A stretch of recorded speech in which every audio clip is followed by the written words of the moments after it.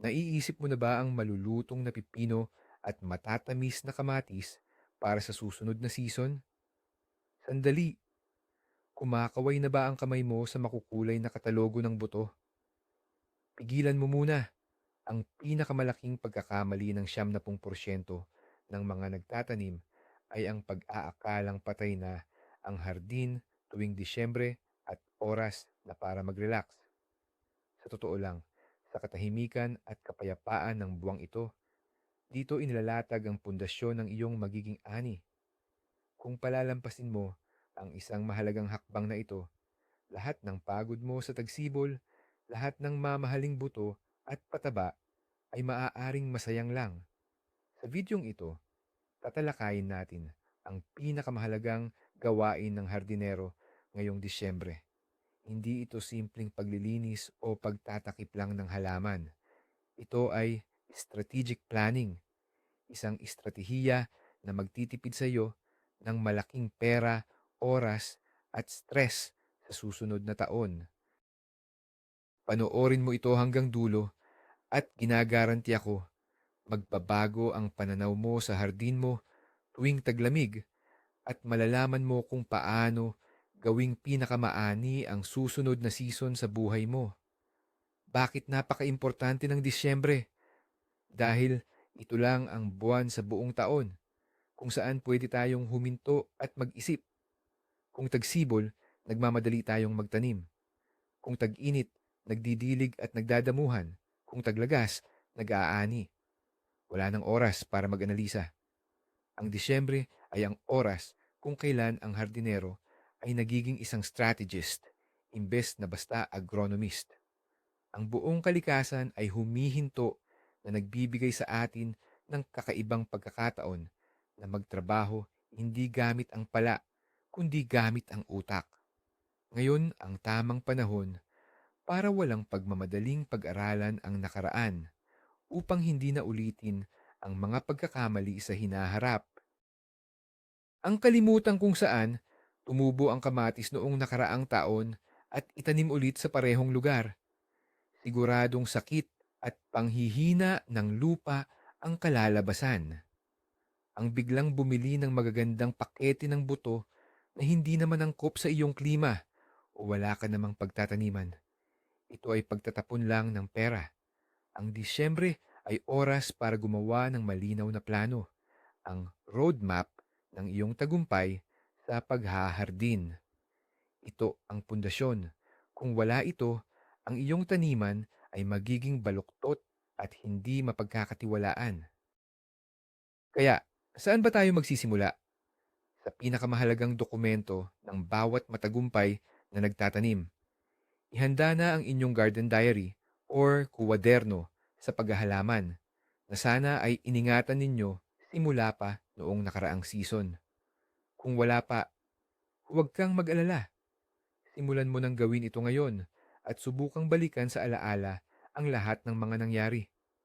Maaari itong simpleng kwaderno, notepad, o kahit isang file lang sa computer. Ano ba ang kailangan mong isulat dito? Isulat kung kailan at ano ang itinanim mo. Anong klasing variety ang ginamit mo? Kailan lumabas ang mga unang usbong at kailan nagsimulang mamulaklak at magbunga? Talaan din ng mga sakit na dumapo sa halaman at kung anong mga peste ang sumira. Anong mga pataba or fertilizer at pag-aalaga ang ibinigay mo? At syempre, ano ang naging resulta? Ang panahon, tagtuyot o malakas na ulan, lahat yan ay importante. Ang diary na ito ay hindi lang basta alaala. Ito ang personal mong database.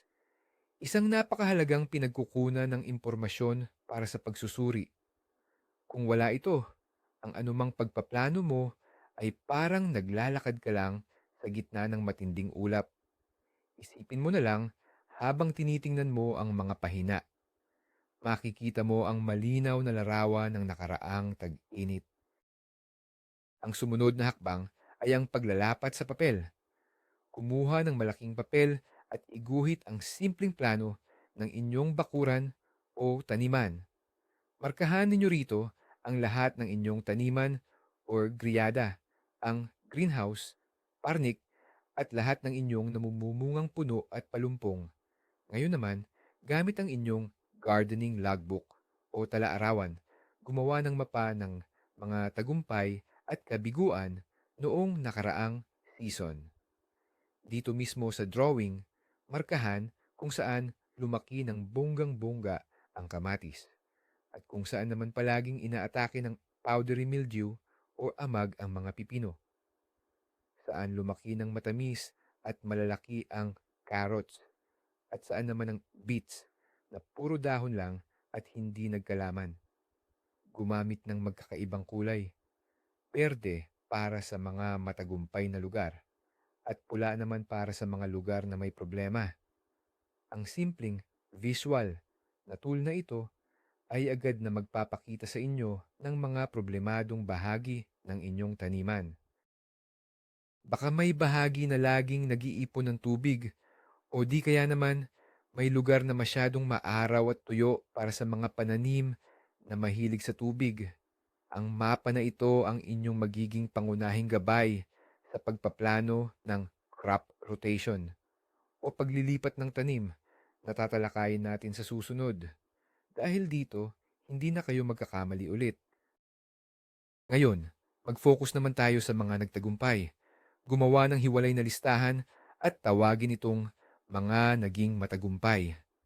Ilista dito lahat ng halaman at partikular na uri, varieties, na nagbigay sa iyo ng magandang ani, masarap na lasa, at malakas sa mga sakit. Halimbawa, kamatis na bull's heart, malalaki at masarap ang bunga, pero medyo matagal bago mahinog. Pipino na German, sobrang dami ng ani, hindi mapait, at patuloy na namumunga hanggang sa magyelo. Zucchini na Gribowski, walang problema itanim, pero isang puno lang ang kailangan para hindi ka na bumaha sa ani, pati na ang buong pamilya. Ang listahang ito ang maituturing mong golden standard. Sila ang mga subok na maaasahan mo sa susunod na taniman. Ang pag-aanalisa ng iyong mga tagumpay ay kasing halaga ng pag-aaral sa mga pagkakamali. Nagbibigay ito sa iyo ng kumpiyansa sa sarili at bubuo sa pundasyon ng iyong magiging gulayan. Ito ang mga uri ng binhi na dapat mong hanapin sa mga tindahan sa halip na magmadali sa pagbili ng mga makukulay na bago na may magagandang larawan. Ang personal mong karanasan ang pinakamahusay na gabay. At ngayon, dumako tayo sa pinakamahalaga at pinakamahirap na bahagi ng pagsusuri, ang pag-aaral ng ating mga pagkabigo.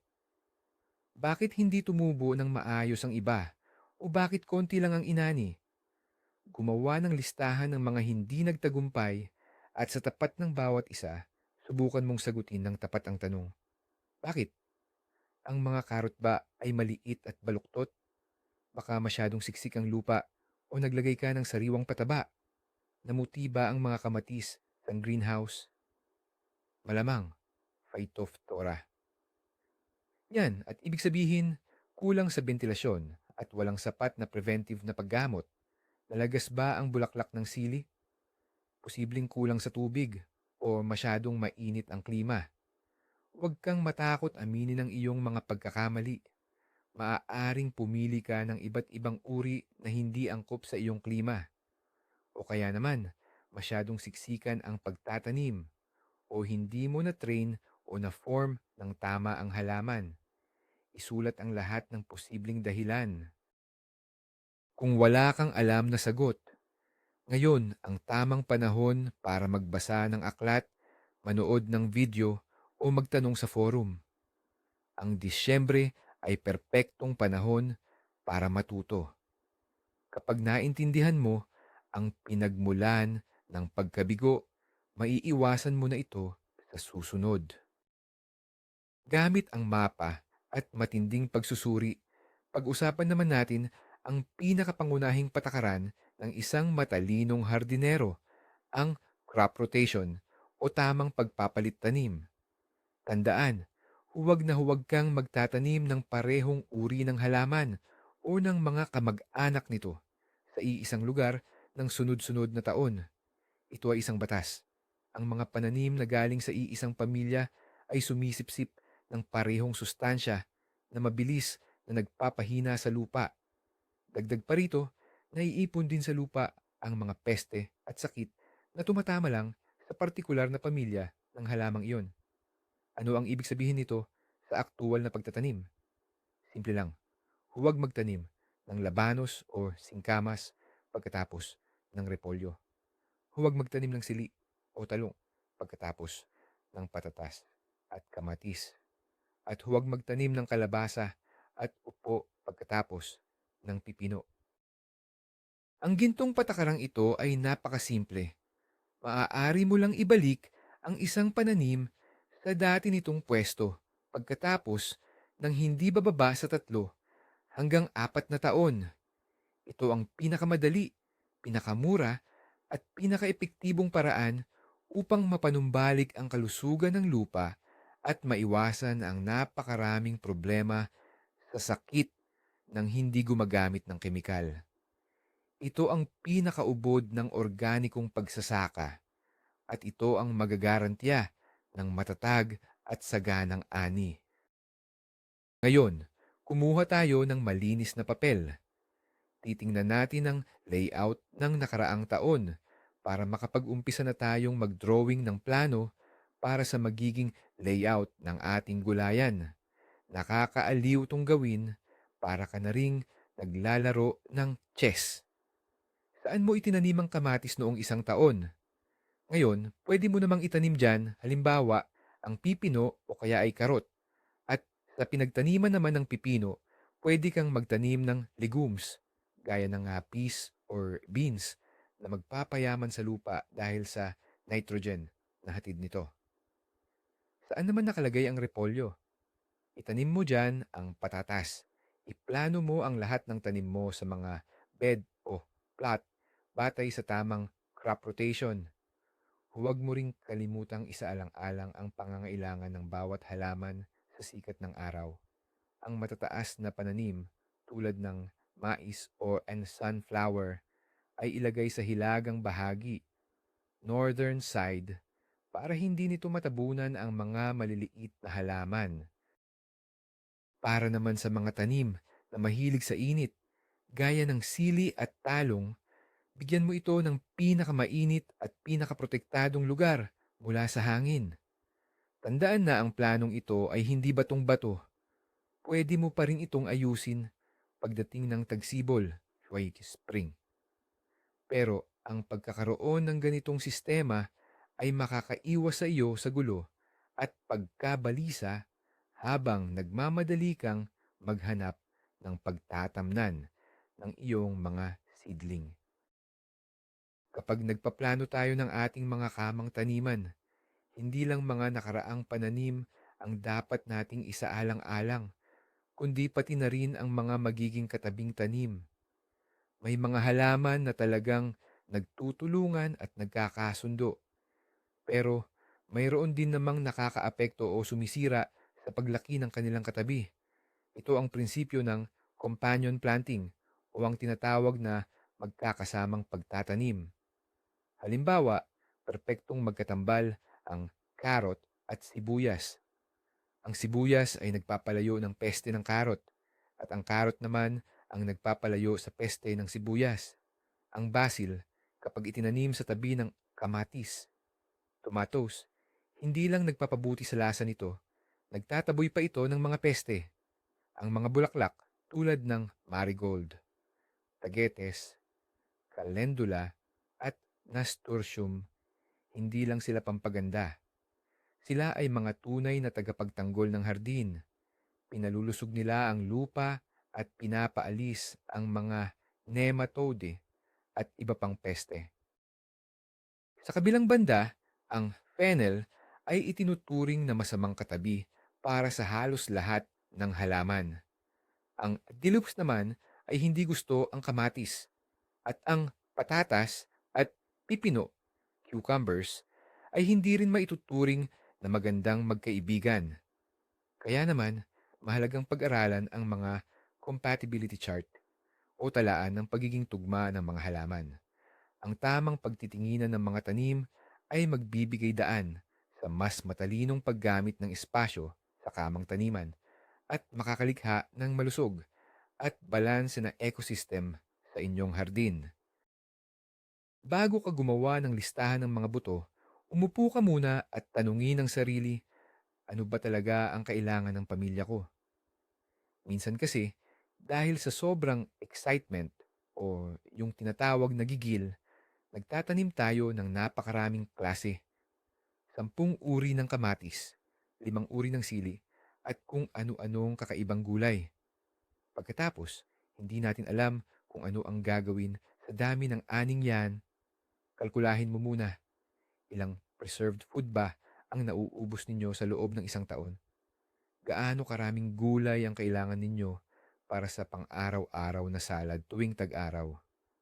Baka, sa halip na magtanim ng malawak na patatas, na mas madali at mas mura lang naman bilhin sa palengke, mas maganda kung magtatanim tayo ng mas maraming dahon gulay, sweet peas para sa mga bata, o kaya ay Baguio beans. Huwag mong habulin ng dami. Mas mainam na magtanim ng kaunti, pero yun naman ang talagang gusto ninyo at sigurado kayong gagamitin. Maging tapat ka sa sarili mo. Kung hindi mo naman talaga gusto ang celery, huwag mo itong itanim dahil lang sa masustansya yan. Ang paghahalaman ay dapat nagdudulot ng kagalakan, hindi nagiging isang mabigat na trabaho o pahirap dahil sa pagproseso ng mga ani na hindi naman kailangan. Kaya gumawa ng listahan ng mga itatanim batay sa inyong tunay at aktwal na pangangailangan. Kapag kumpleto na ang listahan ng mga tanim mo, magsisimula na ang pinakamasaya, ang treasure hunt o ang pagtuklas ng mga bagong variety at hybrid. Disyembre ang perpektong oras para gawin ito. Mag-surf sa mga website ng AgriFirm, basahin ang mga review sa forum, at manood ng mga vlog review ng mga gardening vlogger. Huwag lang tingnan ang ganda ng litrato, tingnan din ang characteristics nito. Gaano katagal bago anihin, early, mid-season, late, gaano ito katibay sa sakit, at kung suited ba ito sa inyong klima o rehiyon. Huwag mong habulin ang mga sikat na pangtimog na halaman kung sa malamig na lugar ka naman nakatira. Bukod sa mga variety na sureball na galing sa inyong Golden Collection, pumili ng 2 o 3 bago para subukan. Ang pag-e-eksperimento ang susi sa pag-unlad ng inyong hardin. Malay mo, sa taong ito mo matagpuan ang perpekto mong variety ng pipino o ang pinakamatamis na sili. Itala ang pangalan ng mga nagustuhan mong variety at kung saan mo sila mabibili. Ang prosesong ito ay nakakatuwa at magpapagana sa iyo para sa buong darating na season. Ngayon na mayroon na kayong listahan ng mga nasubukan ng klase, listahan ng mga bagong gustong subukan, ang inyong wish list, at malinaw na ideya kung gaano karami at ano ang kailangan ninyo, maaari na kayong gumawa ng panghuling listahan para sa pamimili ng buto. Ito ay isang mahalagang hakbang na makakapigil sa inyo na magwaldas ng pera sa garden center, lalo na kapag nasisilaw kayo sa dami ng butong pagpipilian. Sa tabi ng bawat buto, ilagay ang eksaktong bilang ng pakete na kailangan ninyo. Tandaan na madalas, mas marami ang laman ng pakete kaysa sa aktual na gagamitin ninyo. Halimbawa, ang isang pakete ng buto ng karot o bet ay sapat na para sa inyo sa loob ng ilang taon. Pero pagdating sa buto ng sili o talong, mas mabuting bumili kayo ng may kaunting reserba.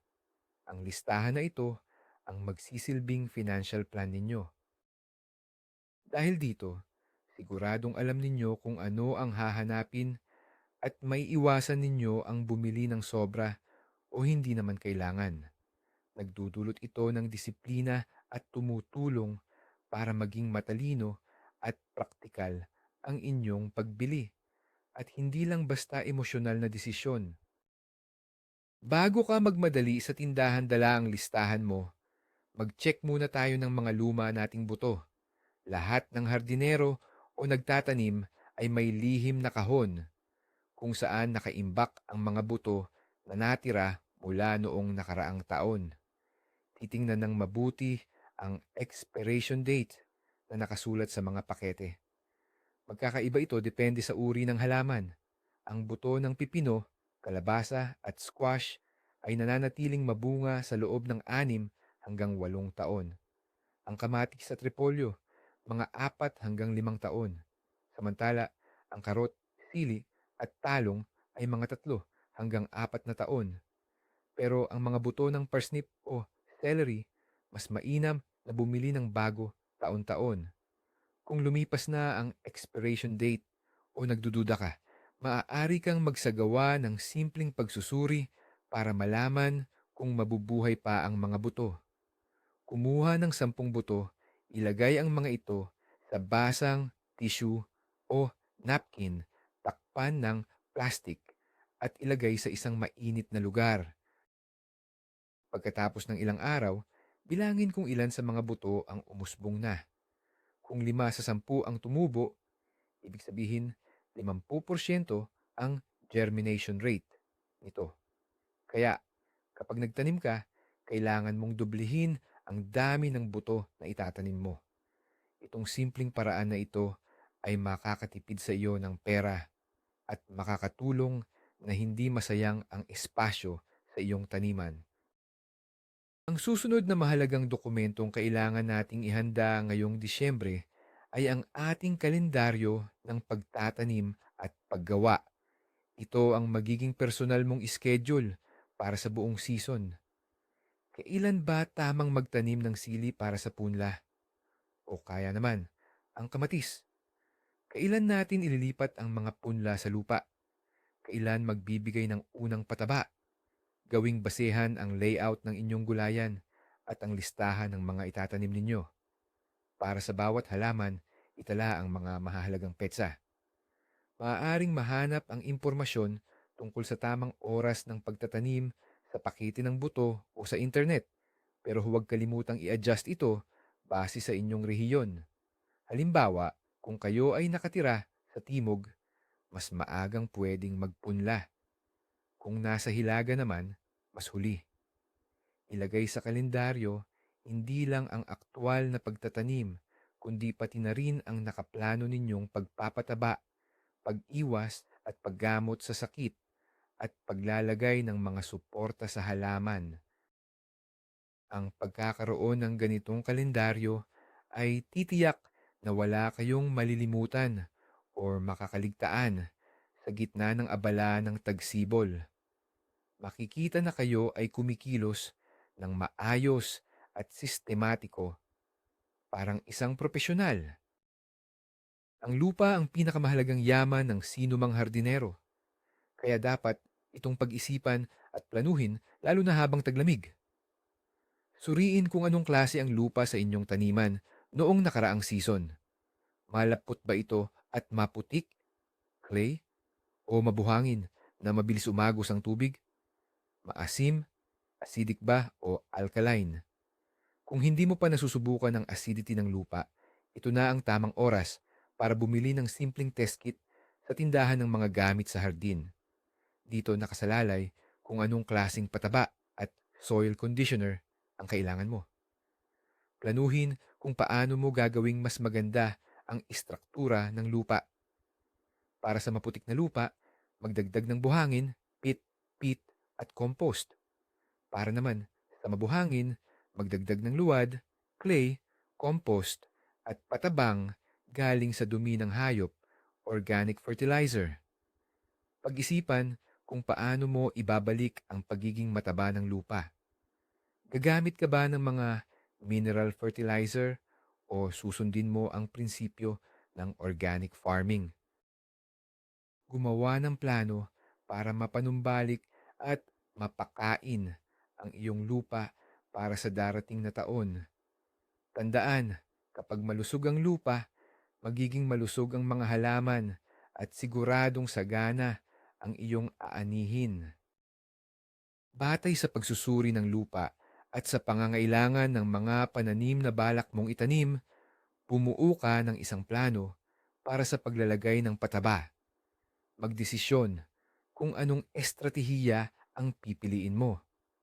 Kung mas pabor ka sa organic farming, pag-isipan kung saan mo kukunin ang compost, humus at vermicompost. Baka kailangan mo ring planuhin ang pagbili ng dumi ng baka o kabayo. Kalkulahin ang tinatayang dami ng mga ito.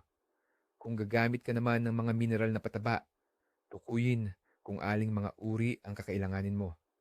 Nitrogen, tulad ng urea at ammonium nitrate, para sa paglago ng halaman sa simula ng taniman.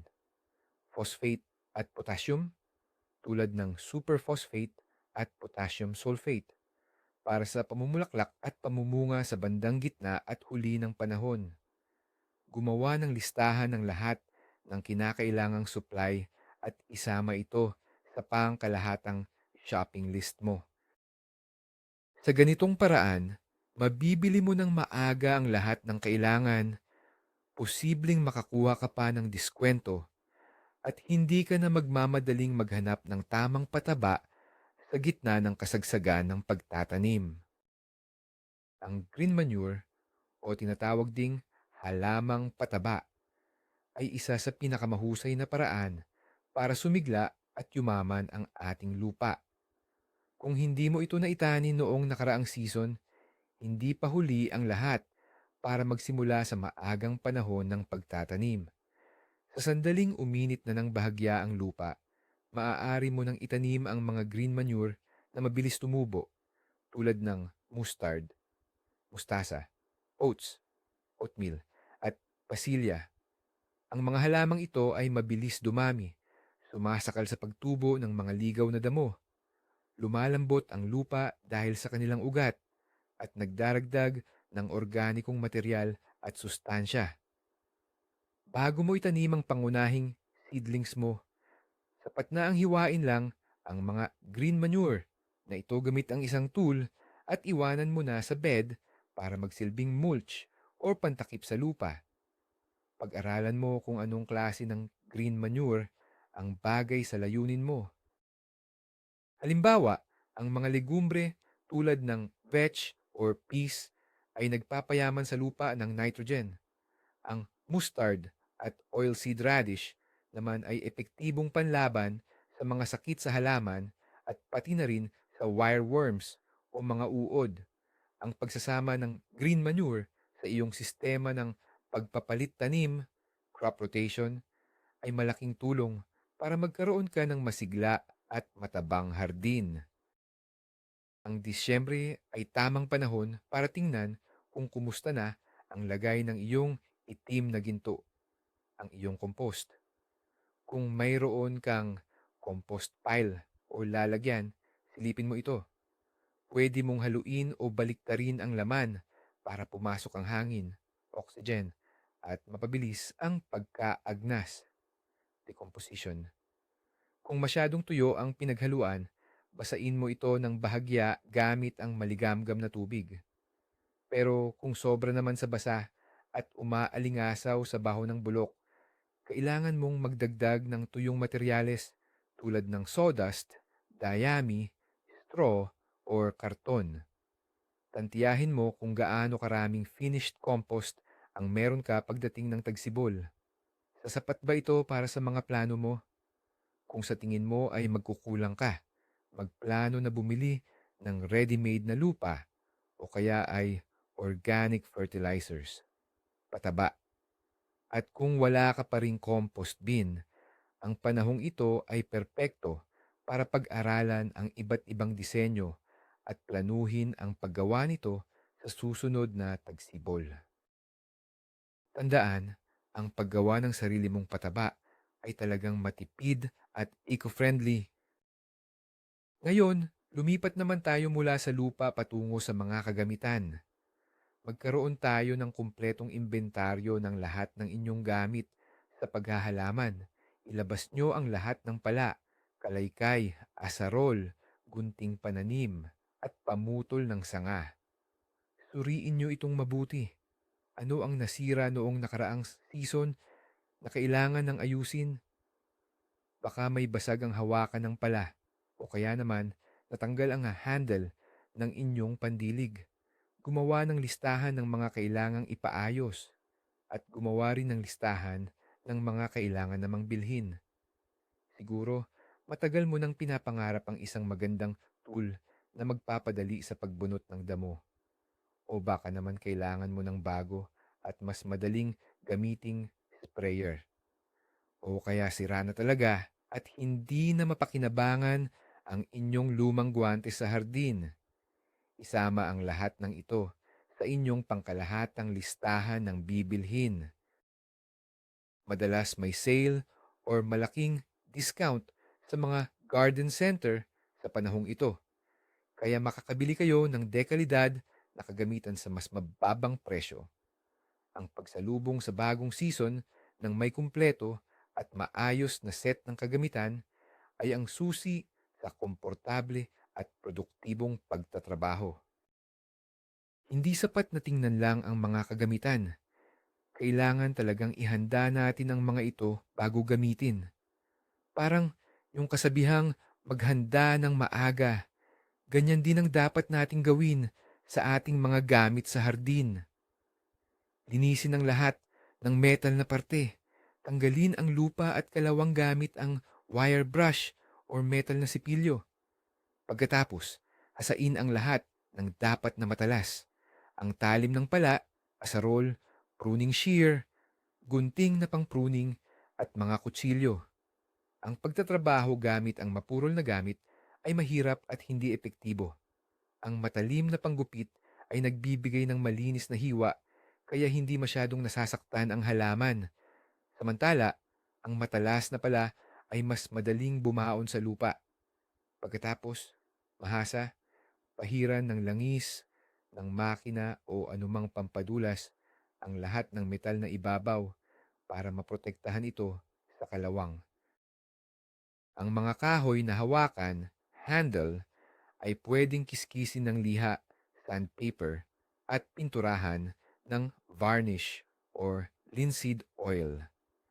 Kung bibigyan mo lang ito ng ilang oras ngayong Disyembre, lubos kang magpapasalamat sa sarili mo pagdating ng tagsibol dahil maaari mo nang kunin at gamitin agad ang iyong mga kagamitang handang-handa na para sa trabaho. Kung meron kayong greenhouse, tandaan na ang Disyembre ang perpektong oras para sa masinsinang paglilinis at pag-disinfect nito. Tanggalin lahat ng pinagtaniman, mga patpat at mga tali.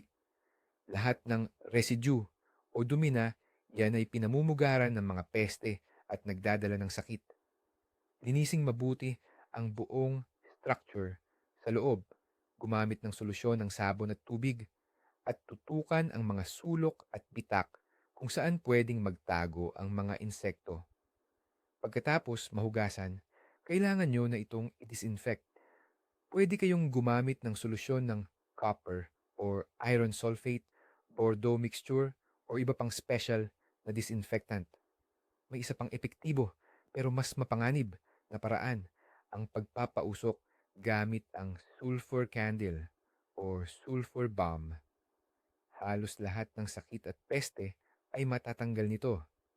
Pero tandaan, gawin lang ito ng may full safety precautions at siguraduhin na sealed o sarado ng mahigpit ang greenhouse habang nagpapausok. Ang malinis at disinfected na greenhouse ay susi sa kalusugan ng inyong mga bagong tanim at magiging ani. Kapag malinis na ang greenhouse, pag-isipan mo na kung paano mo ito mapapakinabangan sa susunod na taniman. Gumawa ka ng detalyadong plano or layout para sa loob ng greenhouse. Mahalaga ring tandaan dito ang crop rotation, pagpapalit ng tanim. Kung kamatis ang itinanim mo sa isang bed noong nakaraang taon, itanim mo naman dyan ngayon ay pipino o sili. Pag-isipan mo rin kung paano mo pa mapapaganda ang kondisyon ng iyong taniman. Siguro, dapat ka nang mag-organisa ng drip irrigation, patubig na patak-patak para makatipid sa oras at tubig, o di kaya magkabit ka ng automatic vents or bintana na magbubukas ng kusa para hindi ma-overheat ang mga halaman mo. Planuhin mong mabuti kung anong klasing pananim ang palalakihin mo sa loob ng greenhouse. Kamatis, sili, at pipino lang ba ulit? O bakit hindi mo subukang magtanim ng maagang labanos, mga gulay na dahon, o maski mga pananim na prutas tulad ng melon o pakwan? Napakaraming pagkakataon na mag-eksperimento na binibigay sa iyo ng greenhouse. At ang pagpaplano ng mga iyan ay dapat gawin ngayong taglamig. Tubig ang buhay. Kaya naman, malaking bagay ang epekto kung paano nakaorganisa ang sistema ng pagdidilig sa inyong taniman. Ngayong panahong ito, perpektong oras para pag-isipan kung naging epektibo ba talaga ang pagpapatubig ninyo. Baka naman inuubos mo lang ang oras mo paikot-ikot sa hardin habang bitbit ang hose or watering can. Oras na para mag-upgrade. Siguro kailangan mo lang ng mas mahabang hose na naka-reel. O mas mainam, isipin na ang pagpapatayo ng drip irrigation system. Hindi ito kasing komplikado at kasing mahal ng inaakala mo. May mga ready-made set na mabibili sa lahat ng garden centers. Ang drip irrigation ay hindi lang nakakatipid sa oras at pagod mo, kundi malaki rin ang mababawas sa konsumo ng tubig dahil direkta itong ibinibigay sa mismong ugat ng halaman. Dahil dito, nababawasan din ang tsansa na dapuan ng fungal diseases ang halaman kasi nananatiling tuyo ang mga dahon. Gumawa na ng layout ng mga tubo para sa inyong mga kamang taniman. Bilangin na rin ang dami ng mga drippers at fittings na kakailanganin. Pagsapit ng tagtanim, ang kailangan mo na lang gawin ay i-assemble ang lahat. Sakit sa ulo ng bawat hardinero ang pagharap sa mga peste at sakit. Pero ang epektibong paglaban ay hindi dapat nagsisimula sa pag-i-spray, kundi sa maayos na pagpaplano ng pag-iwas. Balikan mo, sino ba ang nagpahirap sa iyo noong nakaraang season? Mga aphids, salagubang, suso, blight, or powdery mildew? Gumawa ng listahan ng mga pangunahin mong kalaban. Ngayon, sa tapat ng bawat isa, isulat mo ang plano ng mga hakbang na pang-iwas. Halimbawa, para sa blight o hulaw, tiyakin ang tamang crop rotation o pagpapalit tanim, maayos na bentilasyon ng greenhouse at paggamit ng phytosporin o iba pang pang-iwas na gamot. Laban naman sa may aphids. Maglagay ng mga ladybug sa halamanan, magtanim ng mga halaman na panaboy, repellent plants, at mag-spray ng green soap or sabon pang-agrikultura. Gumawa ka ng sarili mong kalendaryo ng pagprotekta at isama mo ito sa iyong pangkalahatang schedule ng pagtatrabaho. Tandaan, mas madali at mas epektibo talaga ang pag-iwas kaysa sa paggamot sa sakit na pinabayaan na. Sa pagpaplano ng pagprotekta sa inyong mga tanim, mahalagang magdesisyon kayo sa inyong magiging diskarte. Ano ba ang mas gusto ninyo? Yung mga lumang paraan o yung modernong mga kemikal? Parehong may puwang at bisa ang dalawang pamamaraang ito. Kung kayo ay pabor sa organic farming, tingnan ang mga reseta ng organic sprays gamit ang pinagbabara ng bawang, balat ng sibuyas, or iba pang katas ng halaman. Tumingin din kayo sa mga biopesticides or biological preparations na available sa merkado tulad ng Phytoderm, Bitoxibacillin at Phytosporin. Ang mga ito ay ligtas para sa tao at sa ating kapaligiran. Kung pumapayag naman kayo sa paggamit ng mga chemical means ho ng proteksyon, pag-aralan ang iba't ibang uri at pumili ng mga gamot na may systemic o contact action na sadyang akma sa paglaban sa inyong partikular na problema. Ang pinakamahalaga ay striktong sundin ang mga instruksyon at ang tamang waiting period o pre-harvest interval. Gumawa kayo ng listahan ng mga kailangang gamit, maging ito man ay simpleng baking soda, bote ng ammonia, o isang vial ng fungicide, at isama ito sa inyong shopping list. Mahalagang handa ang inyong arsenal para makasigurong makakilos kayo agad kapag may banta ng peste o sakit. Ang Disyembre, lalo na kung may nyebe, ay ang perpektong oras para alagaan ang inyong mga pangmatagalan na halaman tulad ng mga punoong namumunga, mga berry bush, rosas, at clematis. Una sa lahat, tiyakin na maayos ang kanilang proteksyon at pantakip para sa taglamig. Kung kaunti ang nyebe pero matindi ang lamig, mas makabubuti kung magdadagdag kayo ng nyebe sa palibot ng puno, lalo na sa mga bago at sa mga nakabalot na rosas. Tandaan, ang nyebe ang pinakamahusay na kumot. Pero kung sa kabilang banda, bigla namang uminit at ang nyebe ay basa at mabigat, mas mainam na ipagpag ito sa mga sanga ng mga evergreen at batang puno para hindi sila mabali sa sobrang bigat. Maliban dyan, sa Disyembre, tamang-tama na ring magsimulang mag-isip tungkol sa pagpuputol o pruning na gagawin sa tagsibol. Manood ng mga video lesson at magbasa ng mga artikulo kung paano aayusin ng tama ang korona ng puno ng mansanas o kung paano gugupitin ang mga berry bush.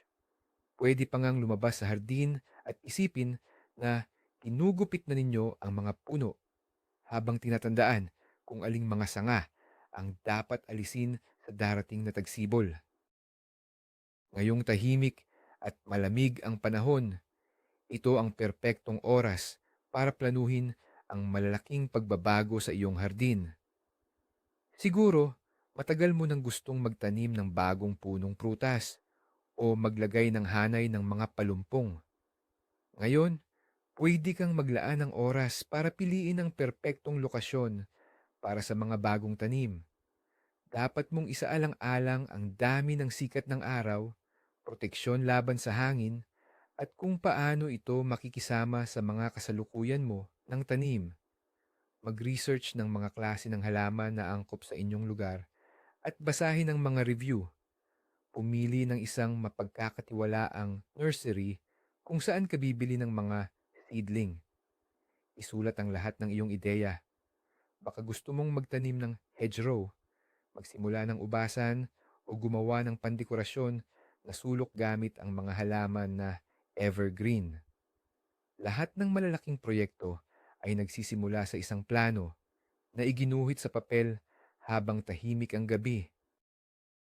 Sa ganitong paraan, makakapaghanda ka na ng maaga ng mga pagtataniman at makabili ng lahat ng kinakailangan mo.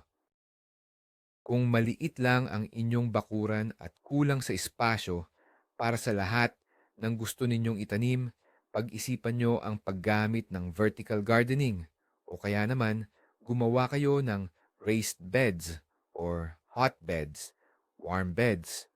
Ang Disyembre ang perpektong buwan para magplano. Ang mga vertical structure ay makakatulong sa inyo na magtanim ng mga gulay, strawberry o pipino sa pader, bakod o iba pang suporta para makatipid sa espasyo. Ang raised beds ay hindi lang madaling alagaan, kundi makakagawa pa kayo ng perpektong kondisyon para sa inyong mga halaman dahil maaari nyo itong punuin ng may abong na lupa. Samantala, ang hotbeds or warm beds na gumagamit ng organic material ay nagbibigay ng init sa ugat ng halaman, kaya makakakuha kayo ng ani ng mas maaga. Mag-research kayo ng iba't ibang disenyong pwede ninyong gawin sa internet. Gumawa ng drawing or blueprint at sukatin kung gaano karaming materyales ang kailangan ninyo tulad ng tabla, net, at pangkabit. Huwag ding kalimutang gumawa ng budget or cost estimate pagdating ng tamang panahon o sa simula ng planting season. Handa na kayong magsimula sa konstruksyon dahil mayroon na kayong kumpletong plano. Ang paghahalaman ay hindi lang kaligayahan, may kaakibat din itong gastos. Para hindi ka mabigla sa dami ng bayarin pagdating ng susunod na season, gumawa ka na ng tinatayang budget. Isama mo rito lahat ng binalak mong bilhin. Mga buto, seedlings, pataba, mga pangontra sa peste, bagong gamit, at mga materyales para sa raised beds o irrigation system. Bisitahin ang mga online store para makita mo kung magkano ang presyo. Ang pagkakaroon ng budget ay makakatulong sa iyo na kontrolin ang mga gastos at baka may maitatanggal ka o makahanap ng mas murang alternatibo. Malalaman mo kung gaano kamahal ang bawat ani mo. Ito ay nagpaparealize at nagtutulak sa iyo na maging mas responsable sa pagpaplano. Siguro, mapagdesisyunan mong mas makakabuti kung magpapatubo ka ng mas maraming punla para ibenta para mabawi mo ang ilang bahagi ng iyong ginastos. O kaya naman, makipag-ugnayan ka sa iyong mga kapitbahay para sama-sama kayong bumili ng lupa or patabang dumi, manure, para makakuha kayo ng diskwento. Huwag kang titigil sa pag-aaral. Ang Disyembre ay perpektong oras para mag-aral at magpalawak ng kaalaman. Mag-order na ng mga librong panghardin na matagal mo nang gustong basahin. Mag-subscribe sa mga YouTube channel at blog na makakatulong sa iyo. Manood ng mga lecture at webinar tungkol sa mga paksang gusto mong matutunan tulad ng tamang agrikultura para sa iba't ibang tanim, natural farming, o kaya ay landscape design. Nakaka-inspire ang bagong kaalaman at nakakatulong ito upang maiwasan ang mga pagkakamali. Maaari mo ring matutunan ang mga bago at mas epektibong paraan ng pagtatanim na hindi mo pa alam. I-save ang mga kapakipakinabang na artikulo at gumawa ng mga bookmark. Bumuo ng sarili mong personal na knowledge base. Kapag mas marami kang alam, mas magiging kumpiyansa ka at mas maganda ang magiging resulta. Ang kaalaman ay kasing halaga ng puhunan sa iyong magiging ani tulad ng pagbili ng magagandang binhi at pataba. Kapag kumpleto at sigurado na ang inyong listahan ng bibilhin, oras na para umorder. Pero sana't kailan ba, mas maganda bumili ng buto at punla. Maraming agri-firms at nurseries ang nagsisimulang tumanggap ng mga order tuwing taglamig. Madalas ay sa Disyembre o Enero. At ito talaga ang pinakamas magandang timing. Una, kumpleto pa ang kanilang assortment or inventory. Kaya makukuha mo talaga yung mga varieties na plinano mo, hindi lang yung mga natira na pagdating ng tagsibol. Pangalawa, madalas ay mayroon silang mga winter discounts at promosyon. Pangatlo, mas maaga mo matatanggap ang iyong order, kaya siguradong handa ka na agad para sa pagdating ng planting season. Pumili ng mga verified na sellers na may magandang reviews. Huwag magpadala sa paghahanap ng pinakamababang presyo na galing sa mga kahina-hinalang website. Tandaan, ang kalidad ng iyong itatanim ay 50% na ng tagumpay. Sa pag-order mo pa lang ng Disyembre o Enero, matatanggal mo na ang malaking abala sa sarili mo at makakapag-abang ka na lang ng payapa sa pagdating ng tagsibol. At ang panghuli, ngunit isa sa pinakamahalaga, ay ang paghahanda ng iyong mentalidad. Kapag tapos na ang lahat ng pagpaplano, nasulat na ang listahan, at na-order na ang mga buto, mag-relax muna at magpantasya. I-visualize mo ang magiging hardin mo, ang mga tuwid na taniman, ang malusog na mga halaman, at ang sagana mong ani. Isipin mong inaani mo na ang pinakaunang hinog na kamatis o ang malutong na pipino. Napakahalaga nitong positibong pananaw. Nagbibigay ito ng lakas at motibasyon. Tandaan, ang paghahardin ay isang prosesong malikhain na dapat magdulot ng kaligayahan. Ang lahat ng pag-iisip at pagpaplano na ginawa mo nitong nakaraang Disyembre ay puhunan mo para sa magiging kasiyahan mo sa hinaharap. Naiplano mo na ang lahat, handa ka na sa lahat. Ngayon, maaari ka ng magpahinga ng walang alinlangan at mag-ipon ng lakas para sa bagong season na tiyak na magiging matagumpay at masagana sa ani. Karapat dapat ka dyan. Kaya, gaya ng nakikita ninyo, ang Disyembre ay hindi buwan ng pagpapahinga, kundi buwan ng masusing paghahanda. Sa panahong ito, mula sa pagiging simpleng trabahador, nagiging strategist at commander-in-chief kayo ng inyong garden o halamanan. Ang magiging ani nyo sa susunod na taon ay hindi lang pala nakasalalay sa pala, shovel, na gagamitin nyo, kundi sa lapis at notebook na hawak nyo ngayon sa Disyembre.